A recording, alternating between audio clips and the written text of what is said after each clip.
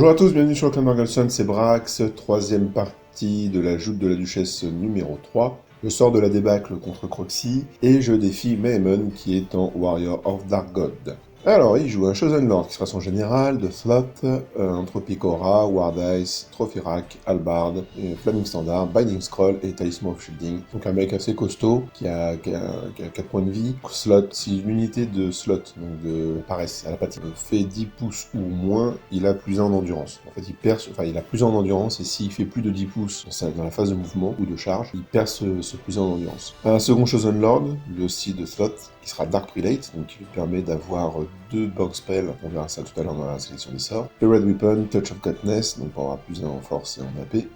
Crystal Ball et Trice Forge, donc c'est un enchantement d'armure spécial des Warriors of Dark God, ça fonctionne que pour les gens à pied, et ça leur donne plus 3 en sauvegarde, donc le petit monsieur va être à 1+.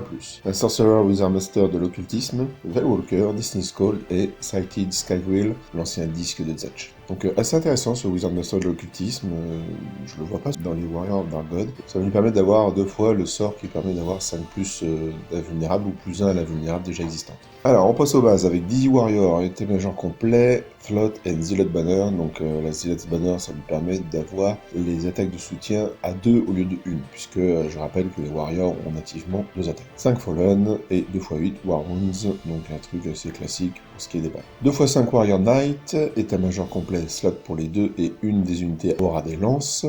10 Chosen, état-major complet, Float, Albard et Wasteland Torch. Donc la Wasteland Torch, ça permet de transformer au début de la partie un décor qui est un champ ou une forêt en ruine, ou un bâtiment en colline. Et ça permet aussi d'avoir les attaques enflammées au premier tour de chaque corps à corps. 10 Chosen, c'est très costaud, hein. Les Chosen, on rappelle, c'est 3 attaques. Donc là, avec les Albards, c'est 3 attaques, force 5, ça envoie du pâté, ça peut faire 3 attaques en soutien, donc voilà, et ça va très certainement être avec, vous imaginez bien, le Chosen Lord à pied. Donc ça fait quand même une unité qui envoie masse d'attaques.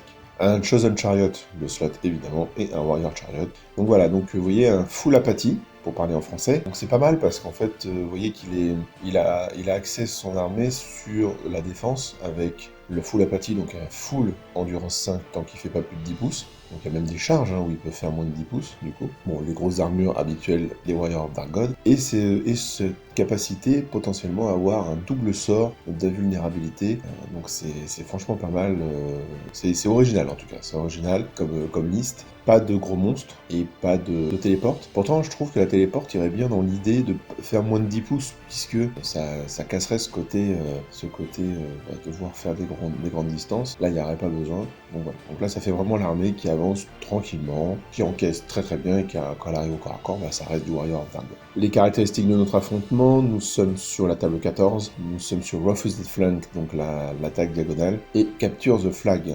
Alors, quelque part, moi je m'en sors bien parce que, vous vous rappelez dans l'introduction, je vous avais dit que la troisième partie, ça allait être du 150% des unités spéciales, du coup des unités spéciales. Donc, j'ai choisi le Warrior of Dark God à dessein, parce que je sais que dans la quasi-totalité de leur armée, la plupart des unités viennent du spécial, et donc il va falloir axer là-dessus pour prendre le maximum de points. On est sur Refused Flank, donc c'est bien pour lui parce que ça lui permet de se mettre sur la ligne de départ et d'avancer tranquillement, il y a moins de terrain à couvrir. Par contre, moi je peux me mettre un petit peu plus en arrière, surtout qu'on est sur flag, pour pouvoir l'arroser au tir. Et j'ai une plus grande latitude pour pouvoir me déployer et pas perdre de tir.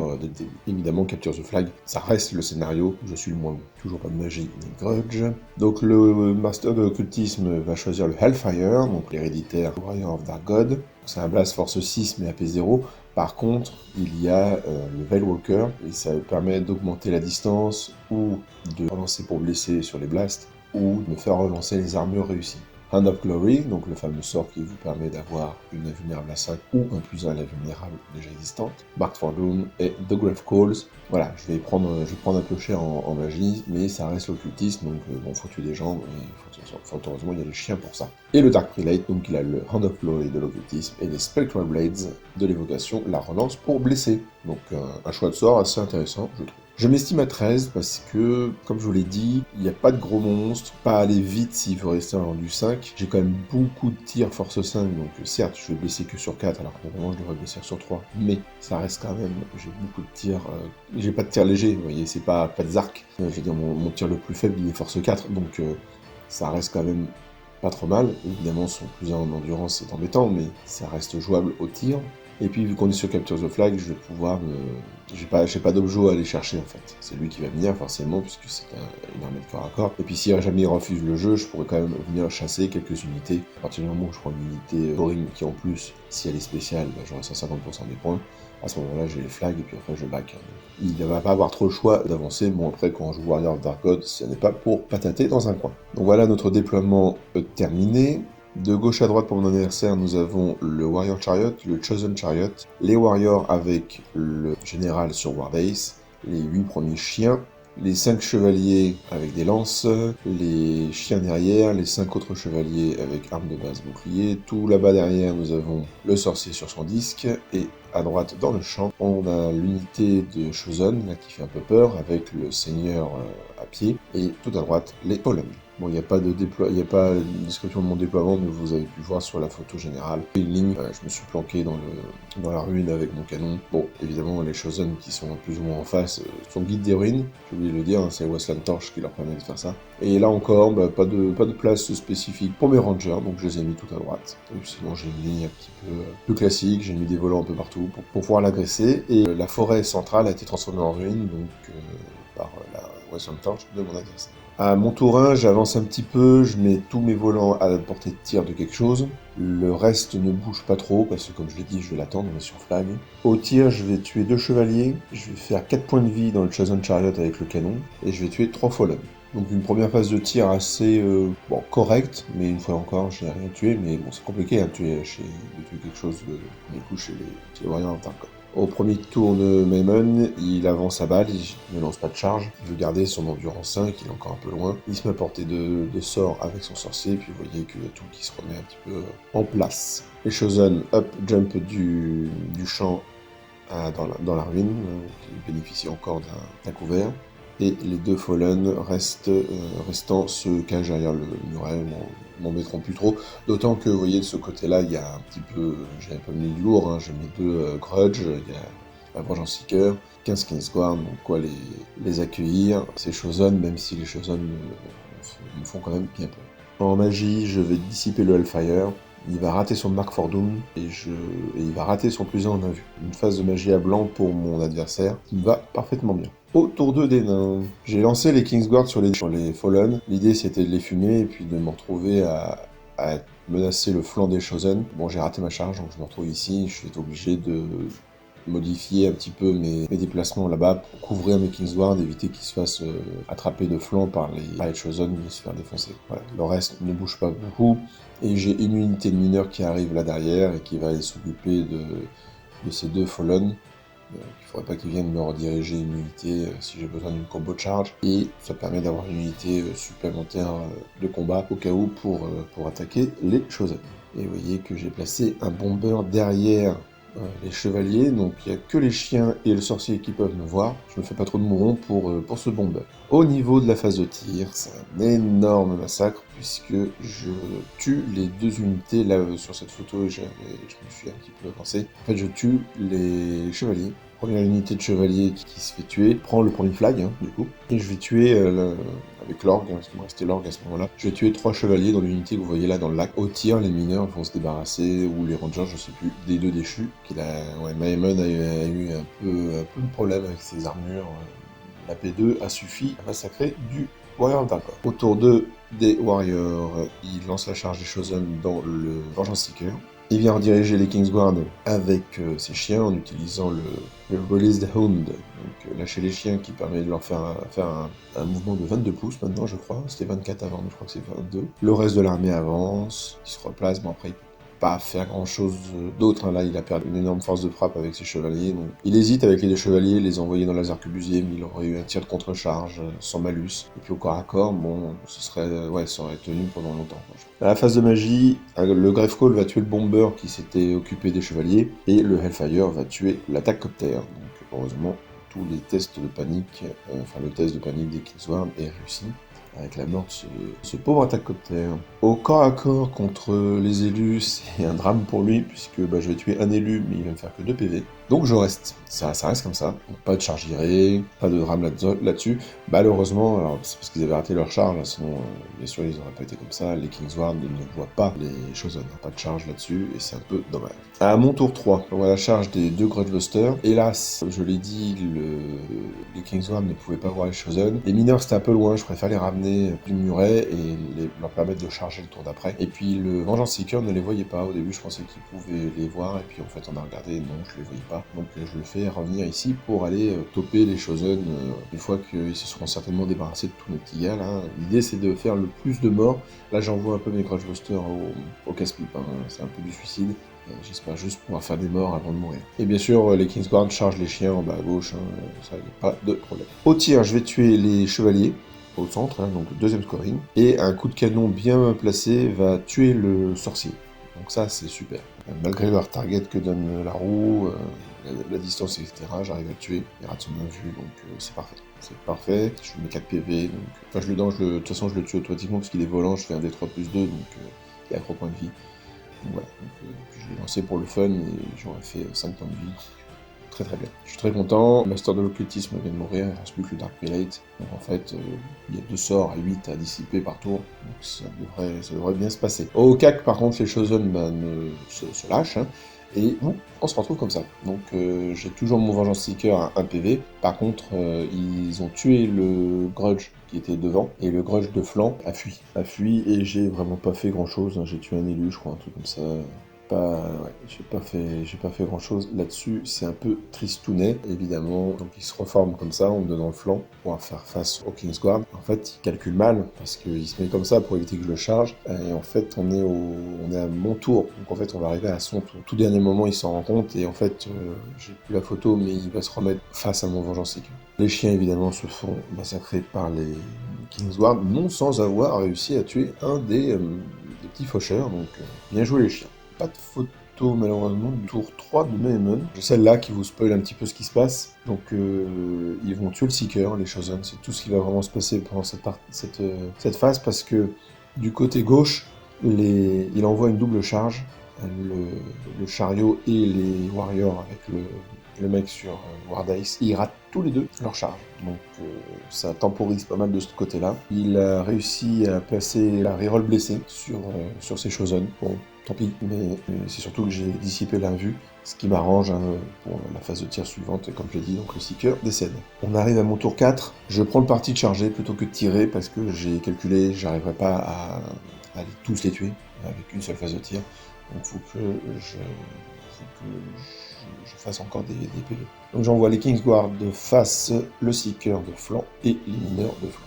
La deuxième unité de mineurs arrive, je suis désolé pour les photos, c'est l'horreur. Sur le flanc du chariot, je viens rediriger avec mon bomber évidemment, et voilà un peu le bordel, j'ai rallié mon Grudgebuster, c'est un peu le bazar. Il y avait mis les chiens devant les arquebusiers pour me dire soit tu me charges, soit tu me tires dessus. Je pars du principe que je vais lui tirer dessus. Il faut voir là que pour l'instant les chiens empêchent l'orgue de voir l'unité de guerrier. En fait, vous voyez, il y avait l'unité de guerrier à ma gauche et les Chosen à droite. Donc en fait, il fallait que je choisisse, soit j'engageais un corps à corps en bas à gauche, soit j'engageais les corps à corps en haut, et je m'occupais de tirer sur l'unité avec laquelle j'étais pas engagé. J'aurais pu ne pas les engager du tout, mettre tout dans les Chosen, mais du coup il aurait fallu encaisser les Warriors. Et comme je l'ai dit, les Chosen, je n'aurais pas pu les tuer en une phase de tir, j'avais pas assez de tir à ce moment-là. Ouais, donc j'ai tué un warrior avec la bombe du bomber qui vient rediriger. Je tue 5 chiens avec les arquebusiers. Ça les fait fuir et donc ça libère la place pour l'orgue qui va pas faire grand chose malheureusement. Et par contre, je vais réussir à tuer le Chosen Chariot avec les tirs des mineurs. Donc ça, c'est plutôt chouette. Au corps à corps, on se retrouve comme ça. Vous comprenez que j'ai encore pris cher. Je prends 2 points de vie dans le Seeker, fort heureusement, donc ça veut dire que ça va les garder ici pour son tour 4, donc c'est pas mal. Je vais perdre 11 Kingsguard et 3 mineurs. Moi, je vais juste faire 4 PV d'élu, en fait. Donc c'est auto-break, vous voyez, les mineurs sont repassés de l'autre côté de la barrière. Les Kingsguard ne sont plus que 4 et ils fuient. Et je fuis pas de beaucoup. Mais fort heureusement, le Vengeance Seeker est là et il tient l'unité. En tout cas de Maemon, il va charger le bomber. Le bomber n'est pas de dos, hein, c'est juste que c'était plus simple de le placer comme ça. Il retourne son chariot pour les mettre. En fait, il vient rediriger les mineurs avec son Warrior Chariot. Il va rallier ses chiens. Donc, plutôt pas trop mal. Il va réussir à remettre la relance de blessés sur les élus. Le Seeker et le Bomber vont mourir dans les différents corps à corps. On se retrouve comme ça. Donc, ouais, il regarde vers le reste de mon armée. Les chiens se sont ralliés et donc les Warriors of Dark se mettent face aux Kingsguard. À mon tour 5, je charge les Warriors avec les Kingsguard. Est-ce que c'est une bonne idée? J'en sais rien. Après tout, ça aurait permis de faire une phase de corps à corps en moins. Bon, là je suis en test, hein. Je viens tester des trucs, hein, mais c'est pas génial, c'est vraiment pas génial. Je vais charger le chariot avec les mineurs, évidemment, et je vais m'occuper de, voilà, vous voyez que je me replace de façon à balancer un maximum de tirs sur les Chosen. Les mineurs se sont ralliés, mais pas les Kingsguard. Les Kingsguard continuent à fuir. À la phase de tir, c'est un déluge de tirs sur les Chosen. J'en tue beaucoup. À un moment donné, je peux viser le Seigneur avec le canon. Je me prive pas, le canon touche, blesse, il rate son invu, et je le tue, donc il reste plus que le champion Chosen. J'ai toujours pas ce flag là, mais on est au tour 5, il y aurait encore le tour 6 pour essayer de le tuer. Contre le chariot, on se fait un point de vie chacun et il tient, donc ça pas de problème. Et contre les warriors, on se fait 6 morts de chaque côté. J'ai pas la photo, mais tout le monde tient également. Donc là j'ai une photo horriblement floue pour le tour 5 de mon adversaire. Le champion Chosen charge à travers la ruine. Il perd un PV puisqu'il n'y a plus la Wassan Torch pour le protéger. Je vais perdre 3 mineurs contre le chariot. Je vais perdre 5 Kingsguard contre les guerriers.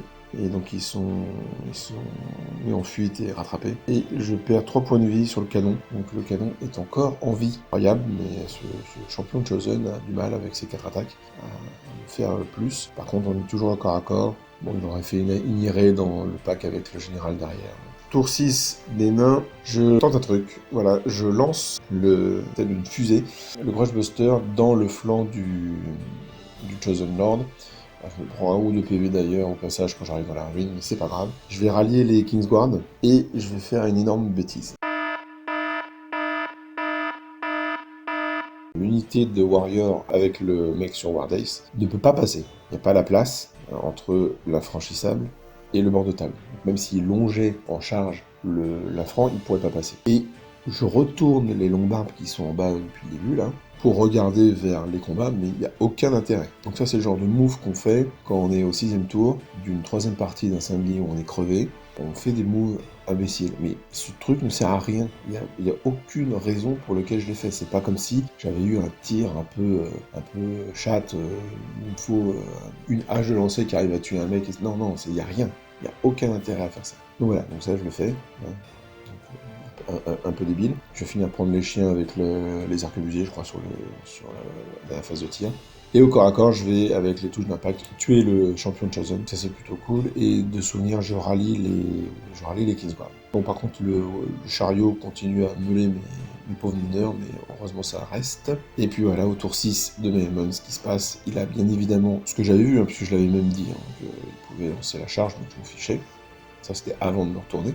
Et il envoie son général dans le dos de mes longbarbes, il arrive à faire la charge qui n'est pas oufissime, et il va m'en tuer 6 au corps à corps. Et alors là, je suis plus tête face, je rate mon test, je fuis, et il me rattrape, il me détruit. Et je donne une flag, là comme ça, gratuit quoi. Complètement débile, donc ouais, voilà. Donc je suis assez déçu, alors que certes il aurait réussi sa charge, mais de face, j'aurais eu le tir de contre-charge, certes, il serait pris 20 haches de lancer dans la tronche, on sait jamais, ça peut peut-être faire quelque chose. Et puis, c'est surtout que j'avais la parade et le shield wall à 5. Donc, normalement, statistiquement, je joue pas stat hammer, mais statistiquement, il y en a au moins un qui survivait, et là, je faisais mon test à 9, passe, où je restais, puisque j'ai fait, je sais plus, 8, un truc comme ça, mais là je suis presque en auto-break, hein, donc je lui donne une flag comme ça à la fin de la partie, c'est cadeau, merci beaucoup. On compte les points, donc les points, on prend un peu de temps à les compter parce que, comme je vous l'ai dit, les unités spéciales sont à plus 150%, enfin sont à 150 de leur valeur initiale, ce qui nous embête tous les deux parce qu'on a beaucoup d'unités spéciales, mais lui il en a beaucoup plus et surtout des extrêmement chers, notamment les Chosen, que j'ai réussi à prendre grâce à ce Grudge Buster envoyé dans la ruine, là, qui a réussi et sauver le canon, et apprendre le... Donc on est sur un 15-5 pour moi, en termes de bâche, parce que je suis quand même en avance. Et puis vu que je lui ai donné une scoring à la fin, on nulle le scénar, alors que j'étais en train de gagner le flag, quand même. C'était incroyable cette histoire.